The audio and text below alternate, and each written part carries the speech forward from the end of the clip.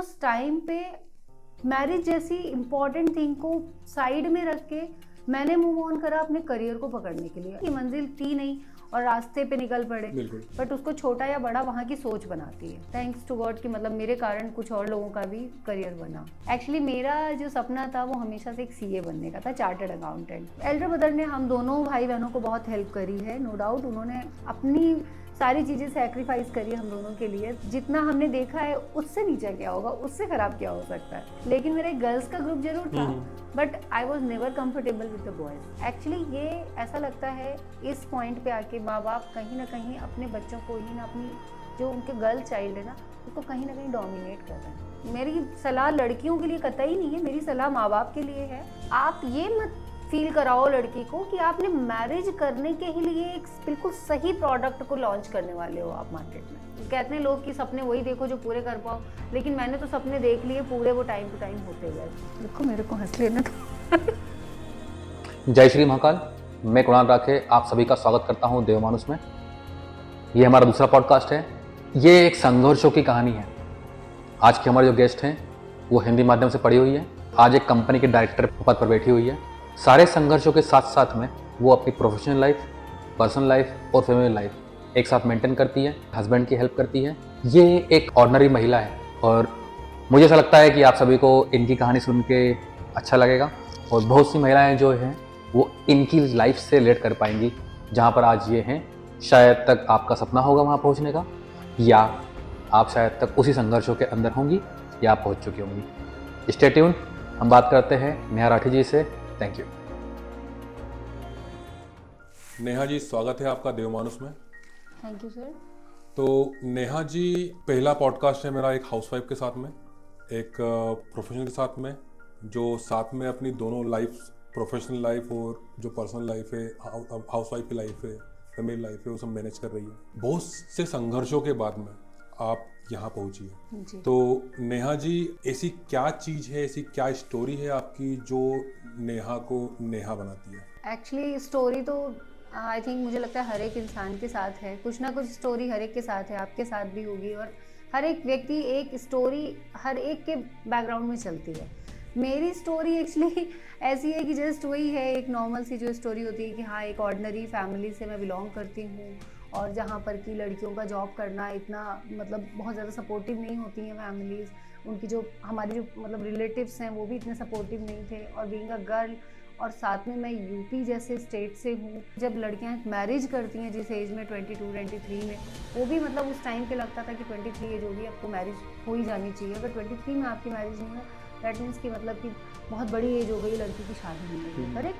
उस टाइम पे मैरिज जैसी इम्पॉर्टेंट थिंग को साइड में रख के मैंने मूव ऑन करा अपने करियर को पकड़ने के लिए। एंड तब तक मेरा कोई भी ऐसा ऑब्जेक्टिव नहीं था, कोई एम नहीं था, ना ही कोई एक वे था कि मुझे कहाँ जाना है या मुझे क्या करना है। अगर मैं ये घर से निकल रही हूँ तो मेरे को जाना कहाँ पे है, मतलब एक अपने पास मंजिल नहीं थी। कहते हैं ना कि मंजिल थी नहीं और रास्ते पे निकल पड़े, तो वो ही मेरे साथ सेम कंडीशन हुई। बट हाँ, थैंक्स टू गॉड कि उन्होंने मुझे, मेरे लिए रास्ते अपने आप बनते चले गए और समहाउ मैं यहाँ पहुँच गई फाइनली। मतलब ये कहते हैं ना कि मतलब अंत भला तो सब भला। तो आज मैं जहाँ हूँ, मैं आई एम ब्लेस्ड कि हाँ, एक अच्छी फैमिली है, एक अच्छा बैकग्राउंड आज मैंने बनाया है, या मतलब और बट ऑब्वियस उसमें बहुत सारे लोगों का सपोर्ट भी रहा है। बट हाँ, मेरी जो स्टोरी है वो एक वही ऑर्डिनरी गर्ल की है कि हाँ, बहुत एक नॉर्मल सी फैमिली से, एक छोटे से शहर से बिलोंग करने वाली। शहर बट ऑब्वियस बड़ा है, बट उसको छोटा या बड़ा वहाँ की सोच बनाती है। अच्छा। तो सोच उतनी ज़्यादा खुली हुई नहीं थी जब मैंने, स्पेशली जब मैंने कदम निकाला था, तो there was no one to support me. But हाँ, ये था कि धीरे धीरे आज के टाइम पे ये है, मैंने खुद की एक इमेज बनाई और आज हर कोई मेरे साथ है, मतलब हर कोई सपोर्ट करता है। एवरीवन थिंक कि नहीं, तुमने जो स्टेप लिया that was the need of the time, and आज तुमने कुछ ना कुछ उस चीज़ को अच्छा बेटरमेंट करा है अपनी लाइफ में। और साथ के साथ मैंने मेरी लाइफ में किया और मेरे कारण बहुत सारों की लाइफ के रास्ते और भी खुले। मतलब लाइक माई मतलब अदर सिस्टर्स, कजिन्स हैं, उन्होंने भी अपने घर से रास्ते, अपने कदम निकाले और अपना करियर बनाया। तो लिटरली मुझे ये चीज़ अच्छी लगती है। और जब वो लोग मुझे बोलते हैं स्पेशली कि दीदी आपने ये कदम उठाया था, तो पीछे से हमारी फैमिली ने भी हमें सपोर्ट करा, तो वो चीज़ मुझे आज भी बहुत मोटिवेट करती है कि थैंक्स टू गॉड कि मतलब मेरे कारण कुछ और लोगों का भी करियर बना। कैसे शुरू की थी आपने लाइफ, मतलब एजुकेशन लाइफ पे पहले जाते हैं, उसके बाद प्रोफेशनल लाइफ पे आएंगे। एजुकेशन आपने क्या करी है, कैसे स्टार्ट किया, घर वालों ने सपोर्ट किया आपको पढ़ने के लिए आगे, कैसे आपने अपना करियर चूज़ किया? एक्चुअली ये जो स्टोरी है ये थोड़ी सी ऐसी स्टोरी है कि जो थोड़ा सा मेरे सपनों को तोड़ दिया था इस पॉइंट पे आके, जो आपने मुझे पॉइंट अभी बोला है। एक्चुअली मेरा जो सपना था वो हमेशा से एक सीए बनने का था, चार्टर्ड अकाउंटेंट। मैंने मतलब जो पढ़ाई पूरी करी थी वो पूरी मेरी गवर्नमेंट स्कूल की पढ़ाई थी। हिंदी माध्यम से? बिल्कुल हिंदी मीडियम से हूँ मैं, और मैं ज्वाला देवी विद्या मंदिर इंटर कॉलेज से पढ़ी हुई हूँ। कानपुर के एक अच्छा मतलब रेपुटेड स्कूल है, बट है वो गवर्नमेंट स्कूल, तो गवर्नमेंट के सारे ही लूप होल्स उसमें भी आपको मिलेंगे। बट ये था कि कहते हैं ना कि एक स्कूल से निकलने वाला एक आईएएस भी बन जाता है और एक जो है वो नॉर्मल सी लाइफ बेचारा जीता रहता है। तो वो मतलब पर्सन टू पर्सन डिपेंड करता है कि कौन क्या बना, किसने क्या रास्ता चुना। बट फ्रेंकली स्पीकिंग मेरे को स्कूल में डिजिटल मार्केटिंग में आने की तो कोई भी नॉलेज या शिक्षा नहीं दी गई थी, ये तो बिल्कुल कंफर्म है। मैं डिजिटल मार्केटिंग नहीं जानती थी। मैं आज जिस फील्ड में हूँ मैं उसे कतई नहीं जानती थी। मेरा जो एजुकेशन था वो पूरा कॉमर्स बैकग्राउंड का था। मैंने बीकॉम वही ज्वाला देवी विद्या मंदिर इंटर कॉलेज से मैंने 12th निकाला, एंड देन उसके बाद मैंने ग्रेजुएशन भी वहीं के ही पीजी कॉलेज से किया। देन पोस्ट ग्रेजुएशन मैंने डीएवी कॉलेज जो है वहाँ पे सिविल लाइंस कानपुर में, मैंने वहीं से ही फर्स्ट ईयर करा था एमकॉम का। बट समहाउ मेरा फाइनेंशियल कंडीशन ठीक ना होने के कारण मैं फाइनल ईयर नहीं एडमिशन ले पाई थी। उसके बाद ये हुआ कि अब फाइनेंशियल कंडीशन अगर ठीक नहीं थी तो बट ऑब्वियस सपनों को तो वहीं विराम लग गया कि अब सीए तो बनना पॉसिबल नहीं है, क्योंकि उसमें भी आपको फॉर्म भरने होते हैं, टाइम टू टाइम एग्जाम्स देने होते हैं, उसके लिए कोचिंग्स करनी होती है। तो there are lots of resources that you need to be a CA, right. But वो सारी चीज़ें मेरे पास अवेलेबल नहीं थी। अब मेरे पास सिचुएशन ये थी कि मैं अपनी पढ़ाई कंटिन्यू करूँ या मैं फैमिली को सपोर्ट करूँ। और उस टाइम पे मेरी एज जस्ट 21 थी। आई वॉज मतलब बहुत ही ज़्यादा यंग थी मैं। कितने भाई बहन आप? मैं बीच में हूँ, मेरे से बड़े एक एल्डर ब्रदर हैं एंड एक यंगर ब्रदर है मेरा।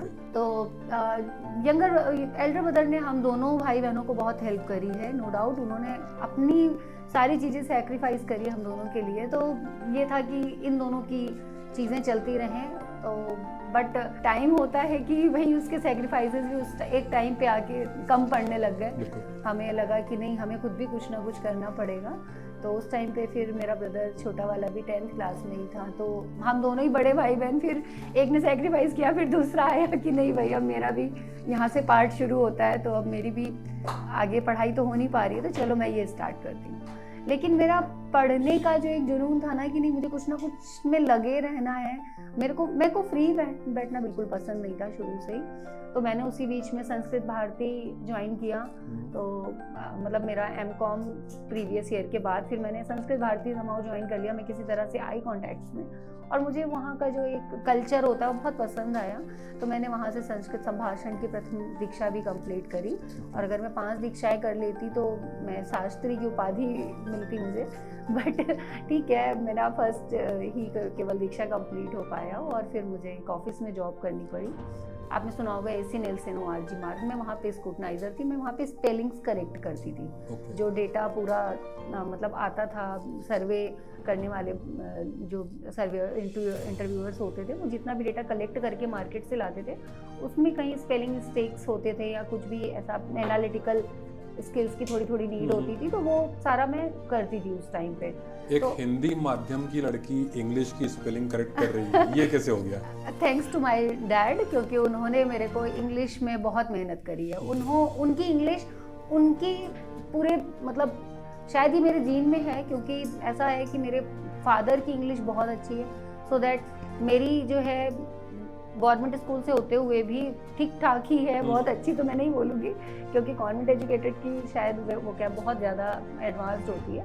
बट हाँ, इतना भी नहीं है कि एक मैं अगर गवर्नमेंट स्कूल की बात करूँ तो एज़ कम्पेयर टू दैट तो एवरेज है मेरी इंग्लिश। एंड देन मेरा जो छोटा वाला ब्रदर था, he is also from government school, but ये है कि उसने और ज़्यादा इम्प्रूव करा एंड उसने अपनी लाइफ में बहुत ऊँचे फिर पायदानों को टच करा। तो मैं उसके लिए भी बहुत ब्लेस्ड हूँ कि चलो हम लोगों की कम से कम कहीं एक आके स्ट्रगल खत्म हुआ। और देखिए स्ट्रगल लाइफ टाइम चलता है, बट एक पॉइंट ऐसा आता है ना, आप थोड़ा सा सेटिस्फाई हो जाते हो, आप स्टेबल होते हो कि नहीं ये पॉइंट ऐसा है कि जितना हमने देखा है उससे नीचे क्या होगा, उससे खराब क्या हो सकता है। तो आप आज जहाँ हैं आप उसमें स्टेबल है। अब आप बेटरमेंट के लिए अपने वर्क करते रहिए लाइफ टाइम एंड ऊपर जाते रहिए। तो मेरा जो बैकग्राउंड था वो मतलब मेरा जो होप था वो सीए बनने का था, बट मैंने फिर डीसीए किया, diploma in computer application. And फिर मेरी समहाउ जॉब भोपाल में लग गई, क्योंकि मुझे कानपुर में कहीं भी एक्सपोजर नहीं मिल रहा था, बिल्कुल भी कंप्यूटर से रिलेटेड कोई जॉब मुझे नहीं मिल रही थी। देन मतलब मैंने करीबन 1 साल तक वहाँ ट्राई करा। फिर न्यूज़पेपर्स में देख देख के जॉब में इंटरव्यू देने जाती थी। कभी मुझे ऑफिस का एनवायरनमेंट समझ नहीं आता था, कभी मुझे वहाँ काम नहीं समझ में आता था कि वो मुझे क्या किस पोस्ट के लिए बुला रहे हैं और मुझसे क्या करवाने वाले हैं। तो वो मैंने फिर वहाँ पे बिल्कुल भी ट्राई नहीं किया। फिर मुझे भोपाल से एक अच्छा ऑफ़र मिल गया, लेकिन वो ऑफ़र भी आप सुनेंगे तो आप दंग रह जाएंगे। मैंने 2002 में कंप्यूटर एप्लीकेशन का कोर्स किया था 1 ईयर का, और वो भी फ्री ऑफ कॉस्ट था। उसमें भी मेरा एडमिशन जो है वो टेस्ट के माध्यम से हो गया था। वो गवर्नमेंट की संस्था थी सेवा, जिन्होंने मेरे को 1 साल का पूरा कोर्स कराया फ्री ऑफ कॉस्ट। एंड 2002 का कोर्स मेरा काम आया 2007 में, जब मैं भोपाल शिफ्ट हुई।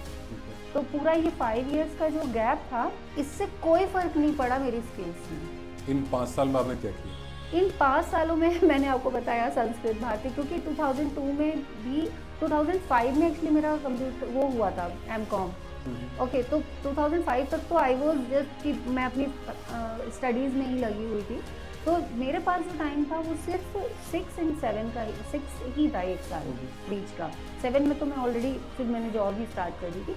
6 जो मेरा टाइम था, उस टाइम पे मैंने स्क्रूटनाइजर की जॉब करी थी 2006 में। एंड उसी के जस्ट पहले मैंने संस्कृत भारती में संस्कृत की जो संभाषण यानी कि स्पीकिंग, संस्कृत स्पीकिंग का कोर्स मैंने किया था उस टाइम पे। तो वो जो 1 साल था वो भी मैंने मतलब इन्हीं सारी चीज़ों में ही अपना पूरा एम्प्लॉय करके रखा था। तो उस टाइम पे मैंने वो सीखा। एंड देन 2007 में मेरी जॉब लग गई। देन मैं फिर भोपाल शिफ्ट हो गई। तो फिर उस टाइम पे फिर मेरी job actually direct digital marketing में तब भी नहीं लगी थी। तब भी मैं एक NGO में आई थी, और मेरा काम ये था कि मेरे को कंप्यूटर में हिंदी टाइपिंग करनी है। हिंदी डेटा एंट्री, जैसे आपने NREGA ये सब BRGF और NREGA ये सब जो मनरेगा वगैरह चलती हैं, तो इनकी जो डेटा एंट्री पूरा सर्वे होके आता था, मैं उनको एंट्री करती थी, उनकी डेटा की पूरी एक्सेल में एंट्री करती थी, हिंदी में वो भी। तो वो सारा काम मैंने बहुत मतलब अच्छे से किया था, और मुझे बहुत रिवॉर्डिंग वहाँ पे जो मतलब मिला था। तो मुझे इन्वायरमेंट वो बहुत अच्छा मिला था। कैसा था ट्रांसफॉर्मेशन, मतलब यूपी के कानपुर से लेके MP के भोपाल तक? कुछ नई चीज़ें देखी आपने, लोगों से नहीं बनी? किसी ने कुछ टांग खींची होगी किसी चीज़ के ऊपर कि इसका एक्सेंट अच्छा नहीं है, यूपी का एक्सेंट है, या कुछ भी याद हो? ये जो आपने एक्सेंट वर्ड यूज़ करा है, एक्चुअली इससे जुड़े कई किस्से हैं मेरी लाइफ में। क्योंकि एक्चुअली जैसे यूपी में होते हैं तो हम लोग हम बोलते हैं। जी बिल्कुल, कि हम आ रहे हैं। अगर आप मैं और तू, वहाँ पे बहुत ही मतलब ब्लंट लैंग्वेज बोली जाती है कि ये बहुत ब्लंट है, इन्होंने तू बोल दिया, तू तड़ाक करके बात कर रहे हैं। तो जब मैं यूपी से आई तो मुझे कई बार ऐसा हुआ कि मैंने कॉल करा कि मैम हम 2 मिनट लेट और 5 मिनट लेट हो जा रहे हैं ऑफिस आने में। जब मैं ऑफिस आती तो मुझे बोला था तुम्हारे साथ और कितने लोग लेट आए? तो आई बोल नहीं, हम ही केवल लेट थे। तो बोले हम का मतलब बहुत सारे लोग होता है, तो तुम अकेले कैसे लेट हो, तो तुम हम क्यों यूज़ कर रहे हो? तो उनका एक्चुअली ये यूपी का असर है।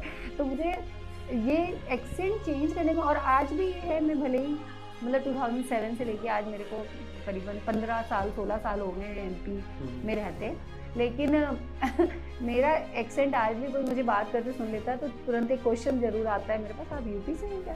तो वो एक्सेंट आज भी कहीं ना कहीं मेरी मातृभूमि का है मुझ में।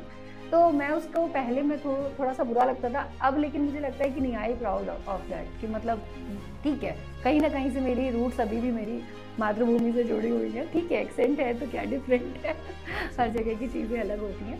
हाँ, अब जो आपने पूछा कि टांग खींचने वाला या कैसा माहौल मिला, तो I am again thankful to God कि मुझे जो इन्वायरमेंट मिला, जो लोग मिले जिनके साथ मैं रही। भोपाल में मेरा देखिए काम ऐसा होता था कि भोपाल में मैं सिर्फ जॉब नहीं कर रही थी, मैंने वहाँ मेरा खुद का कोचिंग सेंटर भी डाला था मेरे यंगर ब्रदर के साथ। तो मेरी उस टाइम पे भी 8 आवर्स की ड्यूटी के अलावा मैं तकरीबन 60 से 70 स्टूडेंट्स भी टीच करती थी। तो मेरे पास 4 शिफ्ट 5 शिफ्ट मेरी मतलब स्टूडेंट्स की होती थी, जिसमें आप बिलीव नहीं करेंगे, नर्सरी क्लास से लेके बच्चा मेरे पास एमसीए तक के बच्चों को मैंने पढ़ाया है। एमसीए के कैसे पढ़ाया है, क्योंकि मुझे भी एक सब्जेक्ट में अकाउंट्स आता है, तो मैं अकाउंट्स पढ़ाती थी उनको। और क्योंकि आपको मैंने बताया कि मुझे सीए में बहुत इंटरेस्ट था, लेकिन समहाउ वो नहीं हो पाया, लेकिन मैंने सीए करने वाले कुछ बच्चों को ज़रूर पढ़ाया आगे अपनी लाइफ में। मैं नहीं कर पाई, बट हाँ आगे किसी ने किया तो काफ़ी मुझे अच्छा लगा उस चीज़ को, कि चलो आप अग्रसर हुए। सबकी वही है, सबकी लाइफ में सब कुछ नहीं होता। तो वो चीज़ थी। मेरे स्टूडेंट्स में से भी मुझे बहुत प्यार मिला, उनके पेरेंट्स से बहुत ज़्यादा मिला, और वो हमेशा मेरे लिए एक इंस्पायरिंग स्टोरी बनते चले गए कहीं ना कहीं। तो मेरा जो जिस बैकग्राउंड से मैं आई थी, और जब मैं एमपी में आई तो मुझे लगा यहाँ ज़्यादा एडवांस है, लोगों की सोच यहाँ की ज़्यादा एडवांस है। आज मैं यूपी जाती हूँ तो मुझे वहाँ पे भी सब एडवांस ही लगता है, लेकिन उस टाइम को मैं कंपेयर करूँ तो एमपी में भोपाल का जो मतलब था माहौल, वो काफ़ी अच्छा था, मतलब इन टर्म्स ऑफ कि मतलब वुमेन एम्पावरमेंट को लेकर, वुमेन अगर वर्क कर रही है तो वहाँ मैं यहाँ पे देखती थी कि मतलब शॉप में, किराने की शॉप में, कॉस्मेटिक शॉप पे लेडीज़ बैठती हैं। तो ये मेरे लिए बहुत सरप्राइजिंग था कि कैसे लेडीज़ बैठ के यहाँ पे काम कर रही है, जिनको कोई कुछ कह क्यों नहीं रहा, या मतलब कोई टॉन्ट क्यों नहीं कर रहा है इस तरीके का कि, तो क्योंकि हमारे एरिया में इस तरीके की लैंग्वेज काफ़ी कई बार यूज़ की जाती है। तो I was use two of that कि मतलब अगर गर्ल खुद निकली है, लेडीज़ खुद निकली है कुछ करने के लिए, तो उसको काफ़ी कुछ सुनना पड़ता है। एक्चुअली मेरी मदर को भी ये चीज़ें काफ़ी फेस करनी पड़ी थी। मेरी मदर ने भी एक टाइम पे आके जब काफ़ी वीक थी, तो उन्होंने भी एक टाइम पे फिर स्कूल में टीचिंग करी थी, ट्यूशन्स पढ़ाए थे। तो मैंने नहीं देखा किसी भी फैमिली या रिलेटिव को उनको सपोर्ट करते हुए। तो मेरे लिए ये सब काफ़ी कुछ सरप्राइजिंग था, और शायद यही एक रीज़न था कि मैं हमेशा से ना, फिर मेरे अंदर मतलब एमपी ऐसा बसा था कि नहीं, मुझे बहुत अच्छा एनवायरनमेंट मिला था यहाँ पे।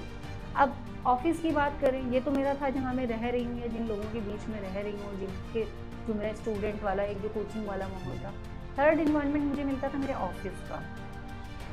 देखिए, मैं बहुत बड़ी एरिया से नहीं आई थी, ना ही मैं कभी भी कोएड में पढ़ी थी। डीएवी कॉलेज में मैं 2 दिन, वो कोएड कॉलेज था, तो मैं 2 दिन साल में स्कूल गई, कॉलेज गई थी, क्योंकि मैं बिल्कुल भी कंफर्टेबल नहीं होती थी बॉयज़ के साथ। मैं शुरू से गर्ल्स कॉलेज में ही पढ़ी थी। तो जब मैं ऑफिस आई तो इतने सारे लोगों को देख के और लड़के लड़कियों को आपस में बात करते देख के भी मुझे काफ़ी मतलब लगता था, मैं किसी से बात नहीं कर पाती थी। एक्चुअली मेरा कोई भी फ्रेंड नहीं बना था। केवल एक लड़की से मैंने फ्रेंडशिप करी, फिर एक लड़की के बाद दूसरी लड़की से करी, तीसरी लड़की से करी, लेकिन मेरा एक गर्ल्स का ग्रुप जरूर था, but I was never comfortable with the boys. ठीक है, तो वो भी एक रीज़न आप मान लीजिए कि मेरे बैकग्राउंड ही एक काइंड ऑफ मेरा वो एक रीज़न रहा होगा। तो वो चीज़, लेकिन हाँ धीरे धीरे जॉब करते करते आज मेरे को आप मान के चले कि 17 साल तकरीबन हो गए हैं काम को करते करते। तो आज मेरे सामने कोई एक 16 साल का लड़का आ जाए या 60 साल का बूढ़ा व्यक्ति आ जाए, मेरे लिए आज दोनों से मैं बात करने में कंफर्टेबल हूँ। मुझे अब कोई एम्बैरेसमेंट या कोई भी हेजिटेशन नहीं होता कि मैं इनसे कैसे बात करूँ। लेकिन देयर वॉज अ टाइम कि जब हाँ आई वॉज नॉट कंफर्टेबल। तो वो एक माहौल था जब मुझे थोड़ा अपने मेरा मैनेजर भी था, वो भी एक मेल ही थे, तो मुझे उनसे बात करने में, अपनी प्रॉब्लम डिस्कस करने में बहुत प्रॉब्लम आती थी। मैं कभी भी खुल के डिस्कस नहीं करती थी कि मुझे दिक्कत आ रही है, तो इसलिए मुझे बहुत डांट पड़ी है और मुझे बहुत ज़्यादा सुननी पड़ी है। और फिर वो सुनने में इतना ज़्यादा आया कि मेरे बैकग्राउंड तक को मतलब खींच दिया जाता था, इतने से बैकग्राउंड से किसी को कुछ समझ नहीं आता। तो ठीक है, सब चलता है। तो हाँ, स्टार्टिंग फेज में मुझे बहुत प्रॉब्लम आई थी अपने सिर्फ इस डिजिटल मार्केटिंग के करियर को बनाने के लिए। तो मैं एसईओ में ही स्टार्ट करी थी अपना करियर। तो हाँ ठीक है, उस टाइम पे थी प्रॉब्लम्स, बट ज़्यादा दिन तक वो भी नहीं चली, सब शॉर्ट आउट हो गया एक टाइम पे। तो जिन लड़कियों के पास में मतलब जॉब का एक्सपोजर नहीं है, करियर का एक्सपोजर नहीं है, पढ़ाई का एक्सपोजर नहीं है, देखा जाता है कि इंडिया में लड़कियों को दबा कर रखा जाता है, उनको एजुकेशन नहीं दी जाती है कि इनको शादी ही करना है, फिर रोटियाँ ही बनानी है। तो उनके लिए जो मतलब एस्पायरिंग लड़कियां हैं जिनको आगे आना है, उनके लिए आपका कोई एक रहेगा जिस कारण से वो इंडिपेंडेंट हो पाए, ऐसी कोई सलाह आपकी ओर से? देखिए, सलाह तो क्या है, लेकिन मैं आपको एक चीज़ बताती हूँ जो आपने अपने 2-3 पॉइंट्स इंक्लूड करे हैं कि लड़कियों को पढ़ने नहीं दिया जाता, लड़कियों को बढ़ने नहीं दिया जाता, लड़कियों को कहा जाता है आपको मैरिज करनी है और आपको घर संभालना है। तो काफ़ी चीज़ें आज के टाइम पे ऑटोमेटिकली रिजॉल्व हो चुकी हैं। आप भी देखते होंगे बहुत ज़्यादा चीज़ें रिजॉल्व हो चुकी हैं।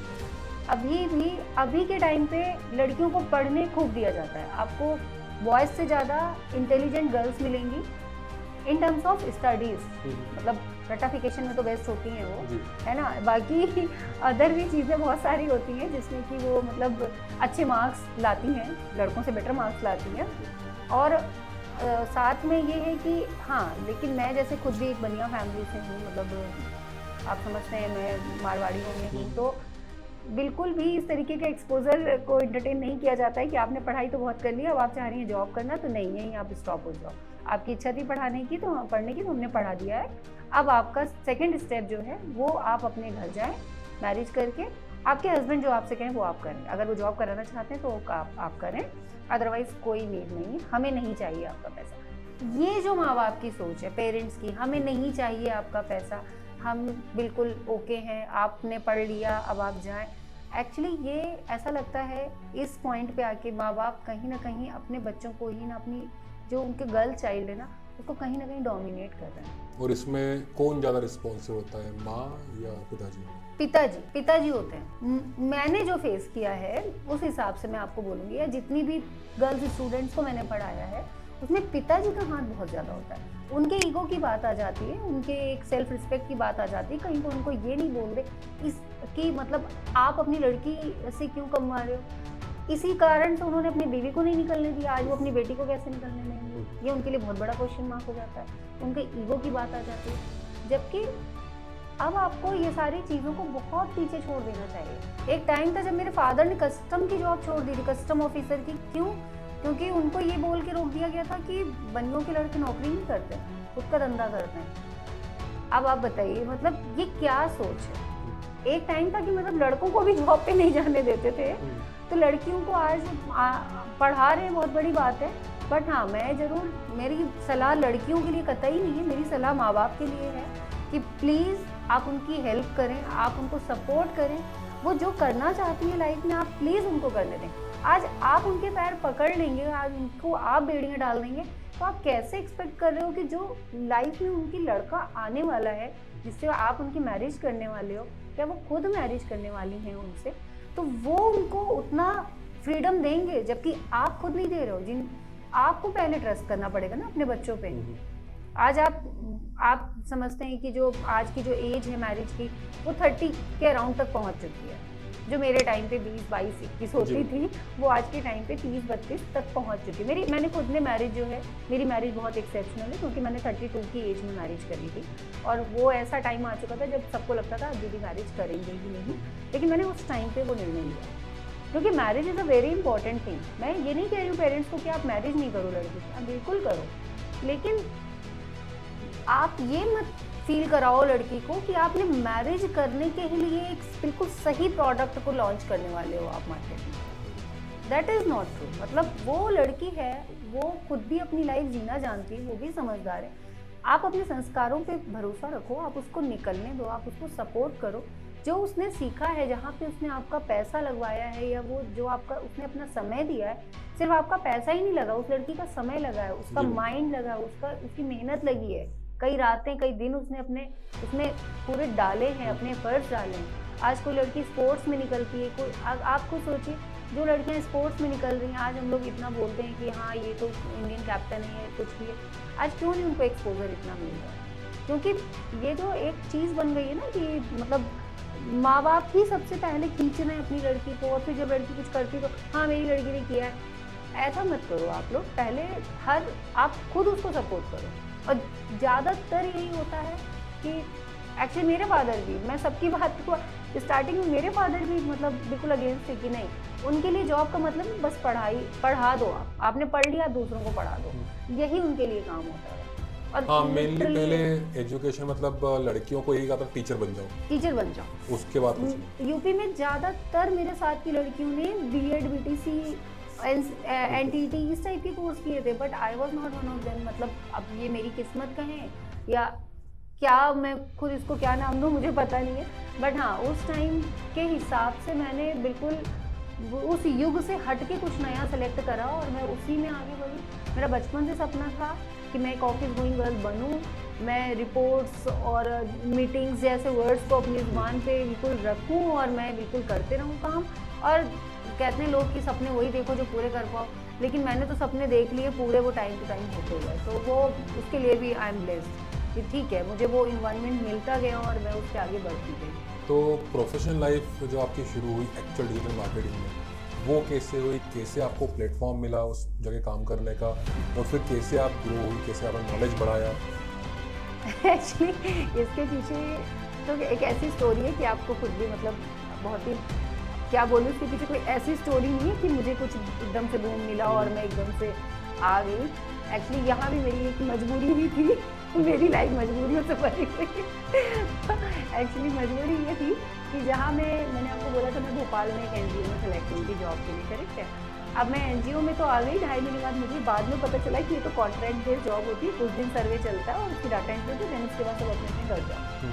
अब मैंने कहा मैं 2.5 महीने बाद तो मैं कानपुर नहीं लौट रही, क्योंकि मुझे ये जो माहौल था ये कभी नहीं मिला। तो मुझे पता था अगर मैं कानपुर गई, मुझे मतलब अगेन मेरा साल भर मैंने जैसे जॉब के लिए इतना स्ट्रगल करा, अगेन मुझे स्ट्रगल ही करना, मुझे कुछ भी नहीं मिलने वाला वहाँ। देन मेरे साथ एक और लड़की थी, मेरी कलीग थी, तो शी वॉज महाराष्ट्रियन, और उसने मुझे सब सजेस्ट करा, वो भी मेरे साथ ही मतलब वही जॉब करती थी, एंड वो 2-3 बार और भी इस कॉन्ट्रैक्ट में आ चुकी थी, मेरे से सीनियर थी वो। तो उसने मुझे सजेस्ट करा कि नेहा एक काम करते हैं कि ये जॉब तो ख़त्म हो गई है, तुम्हारी कंप्यूटर में स्किल्स अच्छी हैं, तो एक काम करते हैं कि यहाँ पास में ही एक ऑफिस नया शिफ्ट हुआ है और क्यों ना हम लोग वहाँ चल के इंटरव्यू देते हैं। अच्छा, एक और बड़ा यहाँ पे टर्न ये है, टर्निंग पॉइंट, कि जो मैं उस ऑफिस में एनजीओ में जॉब कर रही थी वो सिर्फ एक्सेल पे था और उसका इंटरनेट से कोई लेना देना नहीं था। और जिस कंपनी में मैं इंटरव्यू देने जाने को बोल रही थी और मैं बड़ी एक्साइटेड थी, वहाँ पे पूरा काम इंटरनेट का ही था। इंटरनेट जैसी चीज़ मैंने मेरा रिजल्ट तक इंटरनेट पे नहीं देखा था, मैंने कभी चैट रूम नहीं देखा था, मुझे कभी ईमेल आईडी नहीं पता थी, मुझे वेबसाइट्स नहीं पता थी, मुझे ब्राउजर नहीं पता था, तो मतलब इंटरनेट का आप समझ लिया आई भी नहीं पता था मुझे। ठीक है, यहाँ रोकना चाहूंगा, आपने डीसीए किया है, yes. ठीक है, वहाँ पर आपको इंटरनेट तो नहीं मिला था? नहीं नहीं नहीं, बिल्कुल भी नहीं। वहाँ पे तो पूरा C++ की प्रोग्रामिंग वगैरह ये सारी चीज़ें मैंने सीखी थी, वहाँ डॉस विंडोज़ यही सीख लिया था, पेंट सीख लिया था, उसी पे कैलेंडर बना के खुश हो जाते थे कि हमने एक्सेल में बहुत अच्छा करा, उसी के प्रिंट आउट लेके निकाल के कि मतलब मज़ा आ गया, मतलब मैंने कुछ किया कंप्यूटर पे, घर पे दिखाया, सब बड़े हैप्पी हो गए। मतलब इंटरनेट से कोई मतलब नहीं था ऐसा। हम लोग ठेठ यूपी वाले लोग हैं और हमें न्यूज़पेपर में ही अपना नंबर देख के मतलब सेटिस्फेक्शन मिलता था। इंटरनेट की चीज़ों पे हम कभी भी रिलाई नहीं करते थे। और जब हम यहाँ जॉब के लिए आए तो पता चला कि वहाँ पे तो इंटरव्यू ऐसा होना है, इंटरनेट पे आई वॉज ब्लाइंड, अब तो यहाँ से मेरा सिलेक्शन होना नहीं है। तो अब जो मेरे सीनियर थे वो जिन्होंने हम लोगों को हेल्प कर रहे थे, जो हमें लेके जा रहे थे वहाँ तक सर, तो वो मुझे बोले कि एक काम करो, तुम लोगों को मैं 5 मिनट की ट्रेनिंग दे देता हूँ एक कैफ़े में चल के। तो जो मेरा ऑफिस था उससे 2 कदम की दूरी पे एक इंटरनेट कैफ़े था, मैं फर्स्ट टाइम एक इंटरनेट कैफ़े में गई थी उस दिन। उन्होंने मुझे जस्ट एक मेरी, हाँ ये भी एक बहुत अच्छी चीज़ है कि मेरी जो शुरुआत हुई डिजिटल मार्केटिंग वो रामायण शब्द से हुई। तो उन्होंने मुझे रामायण ही सर्च करके बताया, बोले कि देखो ये गूगल है, ये देखो इंटरनेट एक्सप्लोरर है, तब i6 ही चलता था। जी बिल्कुल, इंटरनेट एक्सप्लोरर है, यहाँ पे आपको google.com ओपन करना है, यहाँ पे देखो जैसे अपन ने रामायण लिखा तो रामायण से रिलेटेड सारी लिंक्स आ गई। अच्छा, मैं समझ गई हूँ आज के टाइम पे कि उनको भी उतने अच्छे से इंटरनेट नहीं आता। तो बट हाँ ठीक है, वो ठीक ठाक इतना तो चला ही लेते थे, मेरे से तो बहुत बेटर थे। तो मैंने कहा ठीक है, अब तब तक इंटरव्यू के वहाँ ऑफिस से कॉल आ गया, हमने तुरंत ही वहीं से वाइंड अप करके भाग गए वहाँ पे। अब इंटरव्यू देने पहुंचे, उन्होंने पूछा हाँ बताइए आप इंटरनेट के बारे में क्या जानते थे। एक्सेल में आई वॉज टू गुड, मतलब एक्सेल में तो मेरा कोई हाथ नहीं पकड़ सकता था। बिल्कुल, मतलब मैं सब कुछ एक्सेल में तो परफेक्ट थी, क्योंकि मैं डाटा एंट्री वाली बंदी हो चुकी थी। लेकिन जब इंटरनेट की बारी आई तो मेरी मेमोरी जो है ना इतनी शार्प थी ना उस टाइम पे, अभी तो थोड़ी सी डाउन हो चुकी है, कि मेरे को जो जो स्टेप उन्होंने बताए थे ना, मैंने डिट्टो वही रामायण शब्द ही वहाँ पे पेस्ट कर दिया जाके। और मैंने कहा कि रामायण आप सर्च करिए इंटरनेट पे, i6 पे आप जाइए, गूगल ओपन करिए और वहाँ पे आप रामायण सर्च करिए और देखिए आपको जो रिजल्ट्स आएंगे बहुत सारी लिंक्स आ जाएंगी, आप जाके इन्फॉर्मेशन कलेक्ट कर सकते हैं। मुझे ये नहीं पता था कि उन पर क्लिक भी करना होता है। तो इतना समझ के वो भी समझ चुके कि इसको कुछ नहीं आता, वो श्योर हो गए कि इसको कुछ भी नहीं आता इंटरनेट में, इसको सब सिखाना ही पड़ेगा। तो मेरी जॉब वहाँ से स्टार्ट हुई। फिर मुझे डे 1 से उन्होंने मुझे ये बताया कि कैसे आपको ब्राउज़र पे जाना है। तो यहाँ से मेरा करियर स्टार्ट हुआ था। मतलब जब when I came to digital marketing industry, I was completely blank. I just had a knowledge of computer, और वो भी जो बेसिक सॉफ्टवेयर होते हैं like MS Excel, PowerPoint and MS Word वगैरह। बट मैं बिल्कुल ही नहीं जानती थी कि इंटरनेट जैसी चीज़ भी मुझे कभी मेरी लाइफ में यूज़ करनी चाहिए। मैं उसको बहुत ही छोटा पार्ट मानती थी लाइफ का, कि बहुत छोटी सी चीज़ है, कुछ छोटा होगा इंटरनेट। तो वो मुझे आज के टाइम पे तो इंटरनेट के बिना कोई रह ही नहीं सकता। तो छोटे छोटे बच्चे जानते हैं, आज मेरा बच्चा जानता है इंटरनेट क्या है, मैं नहीं जानती थी उस टाइम पे। और मैं अच्छा मोबाइल भी यूज़ नहीं करती थी, तो मतलब I was too simple at that time. तो बिल्कुल भी अवेयर नहीं थी बाहरी दुनिया से। बस हाँ ठीक है, जॉब कर रहे हैं, आ गए और यहाँ सिलेक्शन हो गया, यहाँ पे जॉब करने लग गए ऐसा। तो लेकिन उस टाइम पे भी मुझे नहीं पता था कि मैं किस इंडस्ट्री में आ चुकी हूँ, क्योंकि उस टाइम पे डिजिटल मार्केटिंग जो वर्ड आप यूज़ कर रहे हैं, ये वर्ड एग्जिस्ट ही नहीं करता था। उस टाइम पे वर्ड था SEO, search engine optimisation. And बस मुझे ये बोला गया था आप SEO एजेंसी में आ चुके हैं, कंपनी में, ऐसा। ठीक है, वहाँ से स्टार्ट हुआ मेरा। फिर 5 साल मैंने सेम वर्क किया और मैं फेड अप हो चुकी थी। भोपाल में मैंने भोपाल में 7 इयर्स जॉब करी है। मैंने 7 इयर्स जॉब भी करी है एंड मैंने स्टूडेंट्स को भी पढ़ाया है। 5 इयर्स तक स्टूडेंट्स को पढ़ाया है। देन मेरा ब्रदर शिफ्ट हो गया था त्रिची, उसका सिलेक्शन हो गया था MCA में, तो वो पढ़ने चला गया। देन मैंने 2 साल अपना PG में रह के निकाला था। But at that time also I was in the same company and doing the same job. Same क्या मतलब, थोड़ा इम्प्रूवमेंट तो होता ही रहता है, बेटरमेंट होता रहता है जॉब में इंटरनली। बट मैंने कंपनी लीव नहीं करी। I am not very much aware of other companies. मैं बिल्कुल भी कंपनी स्विच नहीं करती हूँ, मतलब I am a long term employ. तो उसके बाद फिर आपकी शादी हो गई? नहीं। फिर क्या ट्विस्ट है? क्या ट्विस्ट है? शादी का ट्विस्ट बहुत बड़ा है। शादी का ट्विस्ट ऐसा है कि मैंने 7 इयर्स MP में निकाले। देन जब मुझे लगा कि नहीं, अब मैं PG में इससे ज़्यादा नहीं रह सकती हूँ, मुझे फैमिली के ही साथ रहना पसंद था। और फिर मैंने कहा कि अब मुझे वापस जाना है। और घर से भी प्रेशर आने लगा था कि लड़के देख रहे हैं, शादी हुई है, आ जाओ। और उस टाइम पे मेरा माइग्रेन भी बहुत ज़्यादा पीक पे पहुंच चुका था, तो मुझसे अकेले से कंट्रोल नहीं होता था कई बार। तो मुझे उस समय पे फैमिली की बहुत ज़्यादा नीड लगी। तो फिर मैंने इंटरव्यूज़ देने चालू करे। मैंने कहा मैं इतनी दूर हूँ, उससे तो बेटर है कि मैं थोड़ा सा आसपास की जॉब ढूंढूं। मैंने कानपुर में भी ट्राई करा, बट कानपुर में कोई भी कंपनी मुझे नहीं मिली। देन मैंने लखनऊ में ट्राई करा, और मतलब मैंने naukri.com पे ही डाला था अपना रिज्यूमे। एंड वहाँ से मुझे कंपनी से एक लखनऊ की कंपनी से कॉल आ गया। एंड वहाँ पे एक अच्छा, मतलब मुझे सैलरी पे मुझे वहाँ पे अपॉइंटमेंट मिल गया। मतलब मैं अपॉइंट हो गई वहाँ पे। और फिर मैंने वहाँ से भोपाल से सीधा लखनऊ मूव कर दिया। सारा अपना सामान लेके, डेरा डंबर लेके मैं सीधा लखनऊ, रेलवे के थ्रू मैंने सब कुछ शिफ्टिंग करी। And I started working there. अब 1 ईयर हो गया, अगेन वही प्रेशर कि मेरे को एवरी वीकेंड मुझे घर विजिट करना पड़ रहा है, क्योंकि बट ऑब्वियस अब वो एज ऐसी थी कि मैरिज के लिए मम्मी पापा भी काफ़ी देख रहे थे, ट्राई कर रहे थे। मुझे भी कई बार लड़के देखने मिलने जाना पड़ता था। तो मतलब मैं उससे ही बहुत फेडअप हो गई, क्योंकि उस टाइम पे लखनऊ कानपुर हाईवे बन रहा था। मैं 4-4 घंटे हाईवे में फंसी रहती थी, ट्रैफिक में बहुत ज़्यादा। तो कई बार तो मैं मतलब 6 बजे बैठी हूँ तो मैं 12 बजे 1 बजे तो घर में पहुँच रही हूँ। तो फिर घर से ये आया कि जब इतना टाइम लग ही रहा है तो यहीं कहीं पे कुछ देख लो। बट ये हुआ कि मैं एक बार कानपुर ही अपने घर पे वीकेंड पे आई हुई थी, और मुझे कानपुर की ही एक एजेंसी से कॉल आ गया। और मैं, चांस की बात है कि मैं उस टाइम पे अपने घर पे ही थी, तो मैं इंटरव्यू देने भी पहुँच गई। इंटरव्यू दिया, सिलेक्शन हो गया। मतलब मेरे साथ ये अच्छी चीज़ रही है कि अगर या तो मैंने इंटरव्यू दिए नहीं है तो मैं सिलेक्ट हो गई हूँ। मेरा भी ऐसे कुछ तो ये बहुत कम लोगों के साथ होता है। तो मेरा सिलेक्शन हो गया and I am still working in that same company. ये कंपनी US बेस्ड है और उनका एक ऑफिस है जो कि कानपुर में है, क्योंकि मेरे बॉस जो है वो IIT कानपुर से पढ़े हुए हैं। और he also belong to businessman family, but still उन्होंने अपनी मदर के साथ जो है मूव कर लिया US में। एंड वहाँ से उन्होंने बहुत अच्छे प्रोजेक्ट्स उठाए और उसको पूरा उन्होंने ऑपरेशन जो है वो इंडिया में कराया। एडमिनिस्ट्रेशन जो है वो US में हमारी एजेंसी का, कंपनी का। तो मुझे बहुत अच्छा वर्किंग एनवायरनमेंट है, तो मैं आज भी वहीं पे ही जॉब कर रही हूँ। एंड जब वर्क फ्रॉम होम का कोई मतलब वो नहीं था, और ये मेरी शादी के 1 साल पहले की बात है जब मेरा उस कंपनी में सिलेक्शन हुआ था। तो फिर उस टाइम पे ये हुआ कि जब मेरी मैरिज फिक्स हुई 1 साल बाद, तो फिर मैंने बात करी कि अब तो मैं मतलब शिफ्ट हो रही हूँ सर इंदौर, अब मेरा क्या होगा, मतलब मैं कैसे जॉब करने आऊँगी यहाँ पे। तो अब ये भी चांस की बात थी कि उस टाइम मेरे बॉस भी कानपुर में थे, आ चुके थे, तो उनसे मेरी डायरेक्ट 1 to 1 बात हुई। और यूएस में ये कल्चर बहुत ही कॉमन था कि वर्क फ्रॉम होम अवेलेबल है, तो उस टाइम पे वो उन्होंने मेरी बात को समझा और बोले कि हमें कोई प्रॉब्लम नहीं है, अगर तुम कंफर्टेबल हो अपने वर्किंग आवर्स के साथ थोड़ा सा सेक्रीफाइस करके और तुम काम करने में, देन वी आर फाइन। तो मैंने कहा ठीक है। फिर मेरी शादी मतलब 2017 में हुई थी, मैंने तब से ही वर्क फ्रॉम होम ले लिया था। कोरोना तो 3 साल बाद आया मैंने तब से ही वर्क फ्रॉम होम कल्चर अपना लिया था और आज भी मेरा वर्क फ्रॉम होम ही है।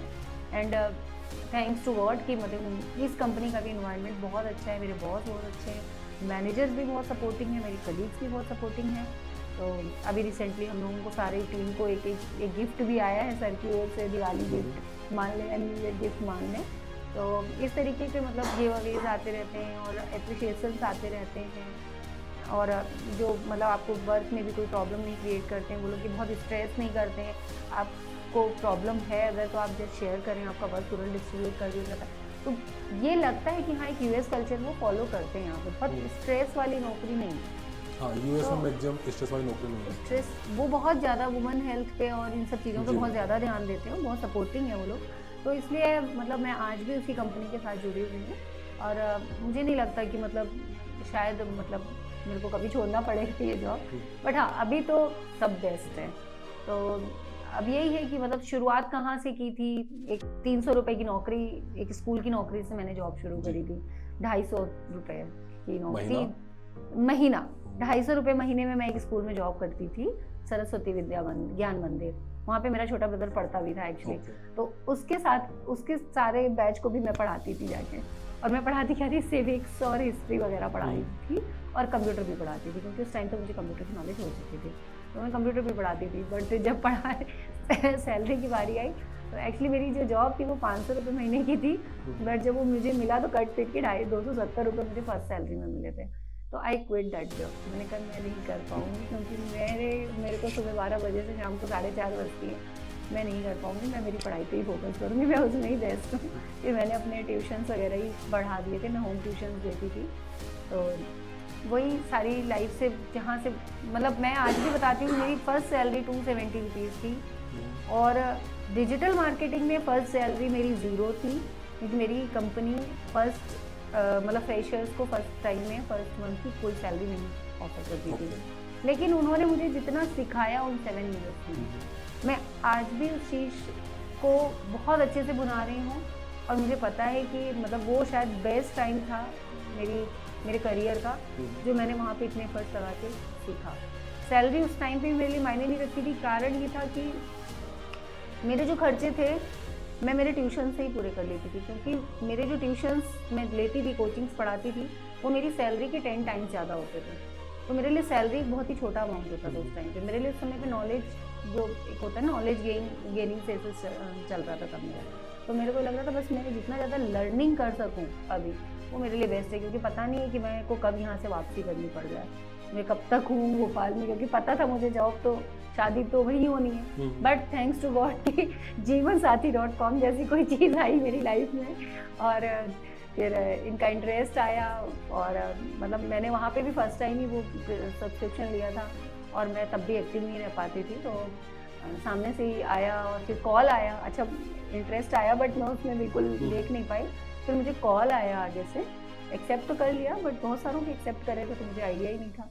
तो कॉल आया और फिर मीटिंग हुई, तो अगेन मेरा पैकअप कर दिया गया और मुझे फिर से मैं मध्य प्रदेश छोड़ गया के घर वाले। और अच्छा ये भी एक बहुत अजीब चीज़ थी मेरी शादी में कि मेरे यहाँ हमेशा बारात लेकर लड़का आता था। मैं मेरी बारात लेके कानपुर से इंदौर आई थी तो यहाँ अगेन मैंने एक नया बेंचमार्क सेट कर दिया, और उसके बाद बहुत शादियाँ ऐसी हुई जिसमें लड़की वाले सारे इकट्ठे होकर लड़के वालों के यहाँ शादी कर। तो ये भी एक मतलब लाइफ में कुछ ना कुछ यूनिकनेस होती रहती है। तो आज आप एक जॉब करती हैं? Yes. Part time? Full time एक बिजनेस संभालती है? हाँ यस। आप एक हाउसवाइफ है, आपका 5 साल का बच्चा भी है, यस। आप अपना टाइम कैसे मैनेज कर लेती इतनी सारी चीज़ों के अंदर? मतलब सुबह कब उठती है और रात को कब सोती है? मतलब क्या क्या काम? अच्छा, यहाँ पे भी मतलब बहुत बड़ा मैं जानना पॉइंट है। चाहूँगा कि a day in life of Neha ji, ठीक है, तो क्या रहेगा वो? ओके, देखिए सबसे अच्छी चीज़ है कि मैं बहुत थैंकफुल हूँ मेरे हस्बैंड की कि वो मुझे मॉर्निंग में जल्दी नहीं उठाते। ओके। तो जो मेरा एक्चुअली मुझे उन्हें भी पता है कि मैं मतलब माइग्रेन की पेशेंट हूँ, तो मुझे कभी भी स्ट्रेस वो भी नहीं देते हैं। तो ये अच्छी चीज़ मुझे मिली है ना, मैंने आपको बोला ना कि एमपी जो है वुमेन्स के मामले में बेटर है, बहुत बिल्कुल। मतलब फार बेटर है। अगर सुबह की मैं चाय तो देखूँ मैं सुबह की चाय सुबह की चाय सच बताऊँ सर, मैंने शायद पूरे साल में 2-3 बार ही बनाई होगी। वो जो सुबह का जो 2-1 घंटे का टाइम होता है, हाँ, बट चाय नहीं बनाई, but lunch box daily ready करती हूँ बेबी का। क्योंकि हमारे यहाँ पे इंदौर में बोलते हैं कि चाय की टोक लग जाती है, चाय नहीं मिले तो सर दुखता है। यूपी में बोलते हैं सेम कि गर्मी में चाय पीना अच्छी होती है, बट बहुत सी चीज़ चाय के बारे में। सेम ईयर मैं बहुत ज़्यादा मतलब चाय की बहुत ज़्यादा एडिक्ट हूँ। और मतलब मैं खाना आप मत दो मेरे को, चाय दिए रहो, मैं उसी से पूरा टाइम काम करते रह जाऊँगी। मुझे लगता है खाना खाने में मेरा इतना टाइम चला जाएगा और मेरे पास उतना टाइम है नहीं। हाँ। मेरा टाइम बहुत ज़्यादा बंधा हुआ होता है। मैं देखिए, अगर जैसे मेरे बेबी का टाइम है जिस हिसाब से स्कूल का टाइम जैसे चेंज होता रहता है, मैं बिल्कुल उसके 1 घंटे पहले ही उठती हूँ। उससे ज़्यादा जल्दी नहीं उठती हूँ, बेबी को आधे घंटे पहले उठाती हूँ। 1 घंटे पहले उठ के बस उसका लंच रेडी करना है।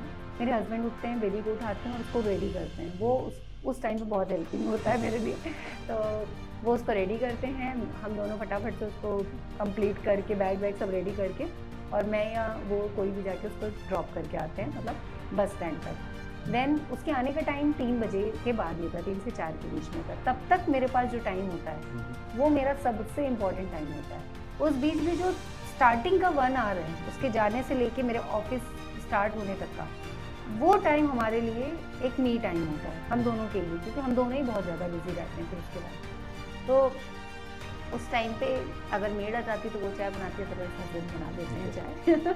चाय बनाने को मुझे कभी कोई नहीं कहता, क्योंकि मैं बहुत जल्दी चाय बनाती हूँ। खैर, उसके अलावा फिर चाय बनती है और हम लोग 1 घंटा एक दूसरे से बात करते हैं, दिन भर का क्या करना है वो सारी प्लानिंग करते हैं, डिस्कस करते हैं, क्लाइंट्स का क्या है, मेरे ऑफिस का क्या चल रहा है, सारी चीज़ें हम लोग जो भी हस्बैंड वाइफ टॉक होती है वो कम होती है हमारे बीच, हमारे काम की बात ज़्यादा होती है। तो वो हम लोग फिर डिस्कस करते हैं, देन अपने अपने काम पे स्टार्ट हो जाते हैं। 10 बजे हमारा सिस्टम लॉगिन हो जाता है, सर का भी सिस्टम, हस्बैंड का भी लॉगिन हो जाता है, टीम मेरी आके बैठ चुकी होती है ऑफिस में, और मेरा ऑफिस भी लॉगिन हो चुका होता है। अब वहाँ से लेके 3 बजे तक एक कंटिन्यूस काम होता है, उसके बीच में मैं जाके अपने जो रेगुलर एक्टिविटीज़ होती हैं हमारी वो सब करना होता है मुझे। देन 1 सेकंड ब्रेक लिया, मैं जल्दी से सब्जियाँ वगैरह सब कंप्लीट करके आ गई। ये भी एक अच्छी चीज़ है कि मैंने ऑफिस घर से ही कर रखा है, तो मैं मेरे बच्चे को भी प्रॉपरली देखभाल कर पाती हूँ, उसको भी टाइम दे पाती हूँ, उसके साथ खेल सकती हूँ, पढ़ा सकती हूँ। पढ़ाने का टाइम उतना नहीं मिलता खैर, लेकिन हाँ ये है कि मैं उसको टाइम दे पाती हूँ। मतलब in comparison to other working woman I have more time, flexibility. हाँ, थोड़ी फ्लेक्सिबिलिटी है मेरे पास कि मैं उसको, मतलब बेबीज़ को ज़्यादातर वर्किंग वुमन नहीं देख पाते, क्योंकि उनके बहुत ही ज़्यादा रिस्ट्रिक्टेड होते हैं। मेरे साथ ये प्रॉब्लम थोड़ी सी कम है, क्योंकि मेरी टीम बहुत सपोर्टिव है। तो बेबी को लेने जाना है तो उन्हें पता है कि हाँ इस टाइम पे उसको वो स्टॉप पे गई होगी लेने के लिए, उस टाइम पे कोई पिंग नहीं करता, परेशान नहीं करता। तो मैं बच्चे को लेकर आती हूँ, उसको जल्दी जल्दी से उसका लंच मतलब वगैरह जो भी फीड कराना फटाफट से कराया, देन अपने सिस्टम पे वापस से बैठ गई। 1 से 2 बजे के बीच में हमें खाना बना के खाना भी होता है दोनों हस्बैंड वाइफ को, क्योंकि उस टाइम पे इनको भी निकलना होता है मीटिंग से या कुछ भी है, और मेरे को भी वापस से सिस्टम पे बैठना होता है। मेरे ऑफिस का भी लंच टाइम सेम होता है और इनके भी ऑफिस का लंच टाइम सेम होता है। तो हम लोग हमारे ऑफिस के आवर्स के अकॉर्डिंग ही अपनी लाइफ को मैनेज करते हैं। लाइक कि मतलब मुझे नहीं लगता है, देखिए बाकी चीज़ों के लिए तो मैंने मेड लगा रखी है मेरे पास घर के, मैं ये बिल्कुल नहीं बोलूँगी कि मैं हाउस वाइफ भी हूँ और वर्किंग वूमन भी हूँ तो मैं घर का सारा काम खुद ही करती हूँ, बिल्कुल गलत है ये। मैं ऐसा कतई नहीं करती हूँ, मैंने काम जो है वो मेड को दे रखे हैं, मैं सारे काम ज़्यादातर मेड ही करते हैं आके मेरे यहाँ।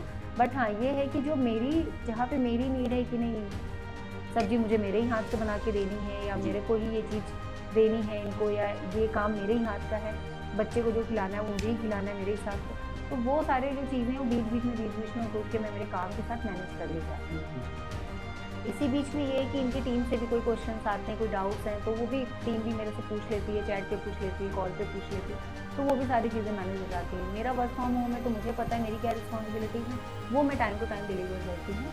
कभी थोड़ा सा फ्लक्चुएशन टाइम में हो भी जाता है, थोड़ा अप हो जाता है, थोड़ा नीचे हो जाता है, तो वो सब थोड़ा मैनेजेबल होता है। तो हाँ, बट इतना ज़्यादा रिस्ट्रिक्टेड टाइम होता है तो अपने को काफ़ी चीज़ें माइंड में चल रही होती हैं एक साथ, तो एक आध चीज़ें स्लिप हो जाती हैं, तो ऐसा भी हो जाता है कई बार।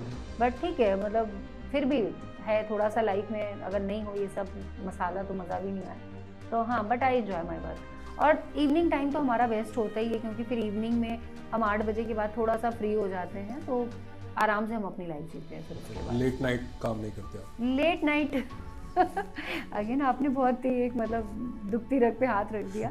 लेट नाइट बिल्कुल काम करते हैं, बहुत ज़्यादा हमारे वर्किंग आवर्स होते हैं। इवन जब इन्होंने वापस से अपना RDX को उठाने के लिए मेहनत करी थी, तो मतलब इन्होंने 4-4, 5-5, 6-6 बजे तक मॉर्निंग में काम करा है। और अभी भी अगर कोई भी क्लाइंट हमें लगता है कि नहीं थोड़ा सा भी उखड़ रहा है, टीम से नहीं समझ रहा है, देन हम दोनों ही हस्बैंड वाइफ बैठते हैं उस काम को करने के लिए। कभी कभी तो मुझे बेबी को देखना पड़ जाता है, तो ये अकेले ही बैठ के फिर उस काम को करते हैं। बट हाँ, हमारे लेट नाइट आवर्स ज़्यादा होते हैं, क्योंकि टीम तो चली जाती है, उसको फिर हम नहीं छेड़ते हैं टीम को, बट इनको बैठ के करना है।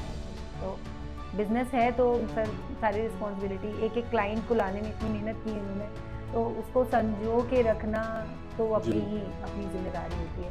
वो जिम्मेदारी भी, और एक ये भी है ना कि अगर हमने क्या बोलकर हम क्लाइंट को लेके आए हैं और वो क्लाइंट को अगर डिलीवरेबल नहीं मिले, तो फिर वहाँ पे हमें भी थोड़ा सा डिमोटिवेशन होता है कि हमसे कैसे छूट गई ये चीज़। मैंने एक चीज़ गौर करी, ये चीज़ रंजन जी ने भी सेम बात बोली थी कि क्लाइंट को रोकना, उनका ट्रस्ट रखना, क्लाइंट उनको डिलीवर करना। हाँ, क्लाइंट लाना इजी है, उसका रिटेंशन, आप बिलीव नहीं करेंगे, मेरे पास 8-9 साल पुराने क्लाइंट्स हैं। वो ऐसे ही तो नहीं रुके, क्या वो कभी गुस्सा ही नहीं हुए उनसे, क्या हमारे काम में कभी कोई कमी नहीं लगी, but those are the person जिन्होंने हमें ब्रशअप किया है। जी। और उन्होंने इतना ब्रशअप कर दिया है हमें कि मतलब हमें लगता है अभी हम और भी ब्रशअप होंगे तो हम क्या ही करेंगे। बट हम लोग मतलब, और आप देखिए, मैं कंपैरिजन की बात नहीं कर रही, बट एक बहुत ही जनरल टॉपिक है कि मतलब किसी भी कंपनी का बॉस बैठ के कोई काम करे इसलिए कि क्लाइंट रुक जाए, ये बहुत रेयर आपको देखने को मिलेगा। बट हमारी एजेंसी में ये चीज़ है कि हम दोनों खुद ही बैठ जाते हैं, अगर टीम से नहीं हो रहा है तो मतलब आप नेक्स्ट काम पे मूव ऑन करो, हम कर लेंगे, संभालेंगे। इतना कॉन्फिडेंट होते हैं हम लोग कि हमें पता है हम कर ले जाएंगे, जबकि वो चीज़ हमारे लिए भी नहीं होती है कई बार। बट हम पूरा फोकस्ड होके कि क्लाइंट क्या चाहता है, हम 10 बातें भी सुन लेंगे क्लाइंट से कॉल पे, तो भी हम उसकी रिक्वायरमेंट जरूर समझेंगे, उसको हम डिलीवर करते हैं बेस्ट से बेस्ट जो भी हमारे हाथ में होता है। तो क्लाइंट इस चीज़ को भी मतलब उस टाइम पे जरूर कभी गुस्सा हो जाते हैं, कभी कुछ बोल देते हैं, वो फिर आगे उस चीज़ को खुद ही रियलाइज़ करते हैं कि नहीं मतलब उस टाइम पे थोड़ा मूड ख़राब था तो बोल दिया, छोड़ो से लीव कर। तो वो हम लोग भी फिर उसको इग्नोर करते हैं कि हमें पता है कि स्ट्रेस में जब हम होते हैं तो सामने वाला भी हो सकता है कभी, तो ऐसा तो देखिए। और फिर ये चीज़ है कि अगर हम नहीं करेंगे तो हम कैसे बेंचमार्क्स क्रिएट करेंगे अपने आगे आने वाले के लिए। तो बिज़नेस हमने जब स्टार्ट करा है, जिस थॉट प्रोसेस से स्टार्ट करा था उसको हमें रिटेन करना है आगे, और इसमें हमें बेटर ही करना है, ना कि डाउन होने देना है किसी भी चीज़ पे आगे कि नहीं ये पॉइंट तो ठीक है रहने दो, ये क्लाइंट बहुत तेज़ है इसको जाने दो, ऐसा नहीं करते हैं। ठीक है, हर एक इंसान पर्सन टू पर्सन चीज़ें चेंज होती हैं, हमें नहीं पता वो किस कंडीशन में बैठा है या कितनी अर्जेंसी थी उसको किसी चीज़ की, पर ठीक है अगर हम समझते हैं तो क्लाइंट भी कई बार हमें समझता है। अगर कभी हम बोल देते हैं कि ये चीज़ मैम अब आज नहीं हो सकती है, सर इस तरीके की प्रॉब्लम आ रही है, अंडरस्टैंड। मतलब क्लाइंट भी आज के टाइम पे इतने लीनियंट और इतने मतलब वो हो गए हैं हमारे साथ कंफर्टेबल कि नहीं ठीक है कोई प्रॉब्लम नहीं है, आप अपना एंजॉय करो, वीकेंड आराम से देना। तो वहाँ पे हम भी फील होता है कि हमने कुछ तो कमाया। पैसा एक अलग चीज़ है, बट एक वो जो एक ट्रस्ट है कि नहीं यार इन लोगों के पास है, सेफ हैंड्स में हो तो जाएगा। Being a digital marketing agency owners, कोई भी मतलब मैंने अभी तक नहीं सुना है कि किसी जैसे सपोज आपका ही चैनल है, आप किसी से अपना डिजिटल मार्केटिंग करा रहे हैं, आपके फैमिली फंक्शन में क्या आप उनको इन्वाइट करेंगे? अब तो आप करेंगे। नहीं, मैं यूँ भी करूँगा। हाँ, तो ये चीज़ बहुत अच्छी है। अगर लेकिन मतलब जनरली ऐसा नहीं होता है, क्योंकि हमारे जो क्लाइंट्स हैं ज़्यादातर डॉक्टर्स हैं, और मतलब उनका जो एक लिविंग स्टैंडर्ड है या वो जो जिस माहौल से इन्वायरमेंट से वो बिलोंग करते हैं, तो वो पूरा क्या मेडिकल पूरा इकट्ठा होता है वहाँ पे, पूरा हॉस्पिटल बन जाता है जब उनका कोई फंक्शन होता है, और हम लोग उसमें जाते हैं बिल्कुल यूनिक डिजिटल मार्केटर। तो बट लिटरली वो चीज़ इतनी अच्छी लगती है हमें भी कि नहीं, हमें भी नए नए लोगों से मिलना और उनकी चीज़ें समझना, सबसे अपनी चीज़ें शेयर करना बहुत अच्छा लगता है। तो वो चीज़ बहुत ही रेयर मिलती है कि किसी भी, अच्छा ये हमारे कॉम्पिटिटर भी पॉइंट्स वो रखते हैं कि आप लोग फैमिली फंक्शन में आपके क्लाइंट कैसे बुला लेते हैं, हमें तो कोई नहीं बुलाता। तो शायद ये एक फैक्टर फीमेल फैक्टर भी है, क्योंकि we are a family also, क्योंकि ये सिर्फ अकेले बिलोंग नहीं करते, मैं भी हूँ, तो क्लाइंट बॉयज़ भी होते हैं, गर्ल्स भी होती हैं, ठीक है। तो लेडीज़ से मैं ज़्यादा कनेक्टेड रहती हूँ। अगेन वही चीज़ आई कि मैं कोएड में कम पढ़ी हूँ, तो मेरे को ज़्यादा कंफर्टेबल मैं गर्ल्स से टॉक में रहती हूँ, डिस्कशन में रहती हूँ, तो लेडीज़ हैंडलिंग सारी मेरे साइड आती है। आपको कभी ये क्वेश्चन हो आगे कि आपने किस तरह से बांट रखा है अपने काम को, दोनों हस्बैंड वाइफ ने, तो हमने इस तरह से बांट रखा है, गर्ल्स सारे इधर, जेंट्स सारे उधर तो ये भी एक पार्टीशन काइंड ऑफ है। बट हाँ, ये ऐसा नहीं है कि बॉयज़ से मैं बात ही नहीं कर सकती, क्योंकि क्लाइंट्स के कई बार कॉल डायरेक्टली मेरे पास ही आते हैं, मतलब 70% कॉल्स मेरे ही पास आते हैं कि नहीं हाँ ये चीज़ करवा देना आप। तो वो उनको पता है कि हाँ ये ऑपरेशन देखती हैं यहाँ पे, क्योंकि ये फुल टाइम बैठते हैं यहाँ पे, मैं बैठती हूँ और ये ज़्यादातर मीटिंग्स करते हैं, तो उनको पता है कि हाँ ये काम करवा देंगे। बट ये जो एक डिस्कशन होता है, जो पर्सनल अटैचमेंट है, वो मेरा जो लेडीज़ क्लाइंट्स हैं उनसे बहुत अच्छा है। आप बहुत सी लड़कियों की या लड़कों की रोल मॉडल होंगी, आपका रोल मॉडल कौन है? मेरा रोल मॉडल ही मेरी बॉस है जिनके यहाँ मैंने 7 इयर्स निकाले हैं, जरीना मैम। लिटरली मतलब वो मैंने जहाँ पे 7 इयर्स भोपाल में जॉब करी थी, मैंने आपको बताया, मेंशन किया, वो दोनों भी कपल ही थे। तो जो बॉस थे मेरे, वो हस्बैंड उनके थे, मैम के, और वाइफ। तो वाइफ ने ही मेरा इंटरव्यू लिया था, एंड आई वॉज थिंकिंग कि ये जो है HR है यहाँ की, एंड मुझे तब तक नहीं पता था, मुझे तकरीबन 15-20 दिन तक पता नहीं चला था कि she is the wife of my owner, तो बॉस। तो जब मुझे ये पता चला तो मतलब मैं उसी दिन से इन्फ्लुएंस हो गई कि मुझे ऐसा ही बनना, मुझे ऐसी ही चीज़ों को करना है। वो उन्होंने जो उस दिन जो मेरा माइंडसेट हुआ ना, उस चीज़ पे मैंने पूरा, इसलिए ये एक रीज़न था कि मैं जीवन साथी पे वही ढूंढ रही थी, जीवन साथी जो डिजिटल मार्केटिंग में हो जो मेरी फील्ड से मिलता हो, क्योंकि वो सपना मेरा तभी पूरा होता जो मैंने बहुत ही मतलब बिल्कुल स्टार्टिंग फेज में अपनी लाइफ, अपने करियर के देखा था। और आज भी मतलब मैं मेरे जो मेरे यहाँ जो बच्चे काम करते हैं, तो वो भी कई बार ये बोलते हैं मैम हम भी चाहते हैं कि हम भी जो मेरा जो कपल बने आगे चल के, वो मेरी फील्ड का ही हो, जिससे हम आपके जैसे बनना चाहते हैं। क्योंकि हम लोग क्या है, अपने काम को बहुत एंजॉय करके करते हैं, और ये हम लोगों का हस्बैंड वाइफ फैक्टर भी आता है बीच में, तो ये भी रहता है कि नहीं हम कंफर्टेबल हैं एक दूसरे से अपनी बात को कहने के लिए। कोई भी चीज़ है, कोई भी डिस्कशन है, हम खुलेआम कह सकते हैं। अगर आप सोचिए मैं यहाँ पे अपॉइंटेड हूँ या ये यहाँ पे अपॉइंटेड हूँ, तो एक रिस्ट्रिक्शन, एक बाउंड्रीज बन जाती है ना कि नहीं आप इससे ज़्यादा अपनी पॉइंट को रख नहीं सकते। यहाँ तो हम दोनों एक दूसरे से झगड़ भी जाते हैं, नहीं ये चीज़ चाहिए तो चाहिए, करनी पड़ेगी। तो वो एक जो फैक्टर आता है, ये भी बहुत हेल्पफुल होता है हमारे लिए, हमारे क्लाइंट्स को हैप्पी रखने में। तो वो भी एक अच्छी चीज़ है हमारे साथ।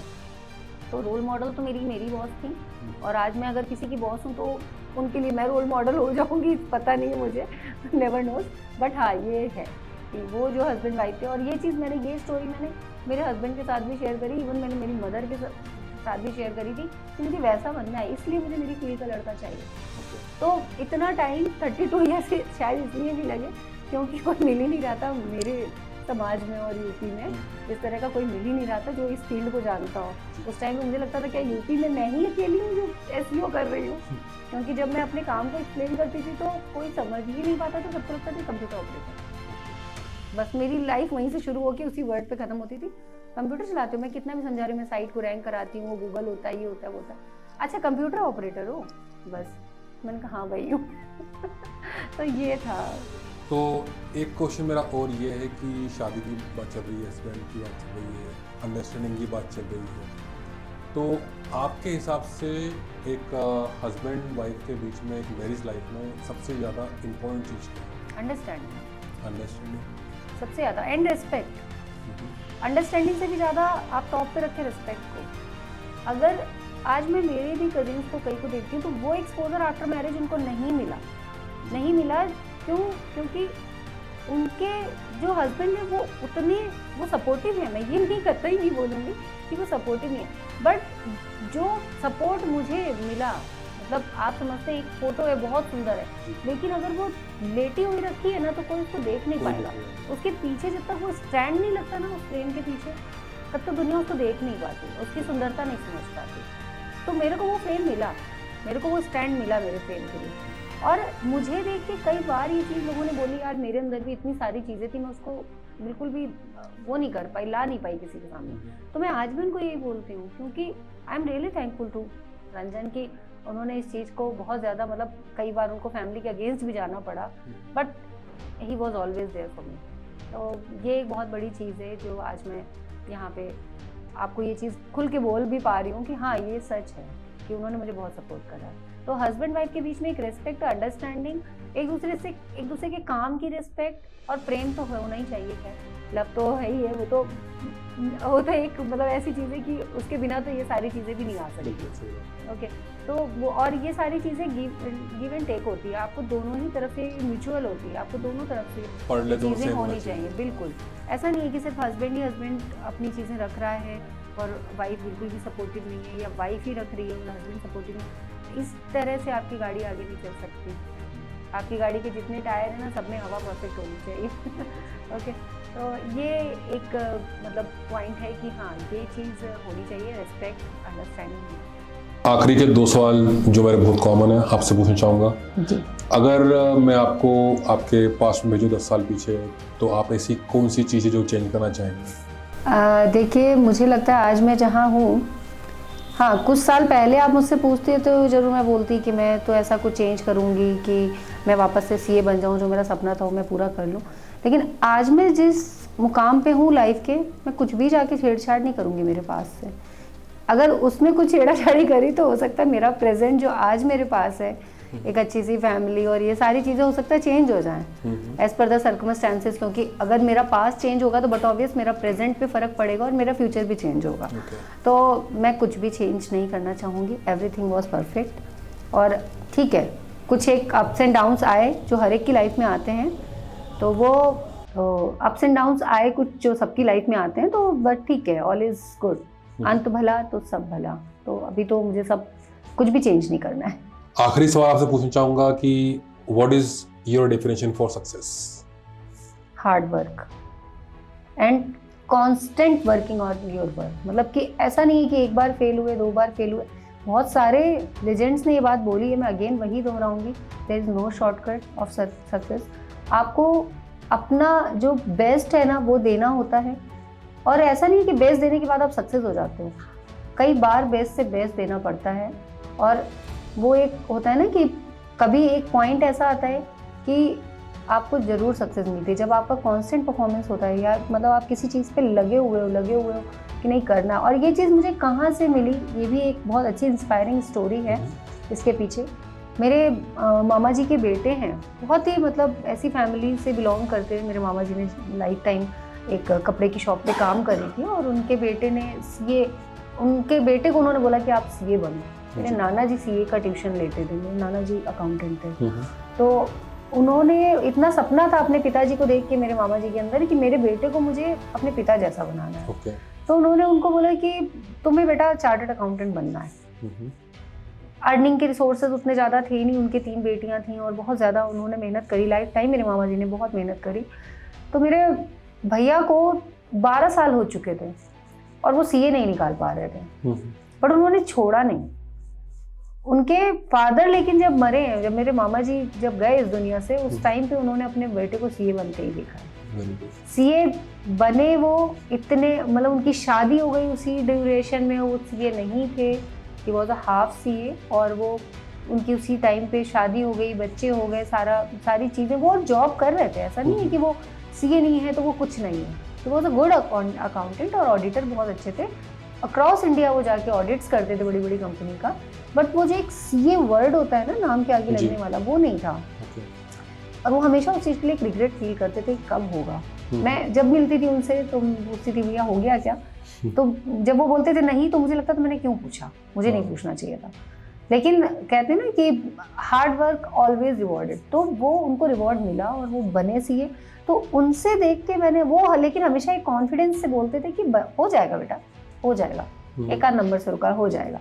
सीए, हर सीए की स्टोरी होती है एक आध नंबर से होता है। तो उन्होंने बहुत अथक प्रयास करा उस चीज को पाने के लिए, लेकिन मंजिल उनको दिख रही थी, वो उसी तरफ जाना चाहते थे। कई बार होता है ना कि आपको दिख रहा है कि नहीं वो है, वो पॉइंट है, मुझे वहां तक जाना है, बट वहां तक जाने का सही रास्ता जब तक आपको नहीं मिल रहा है ना, तो आप इधर उधर भटक जाते हो कई बार।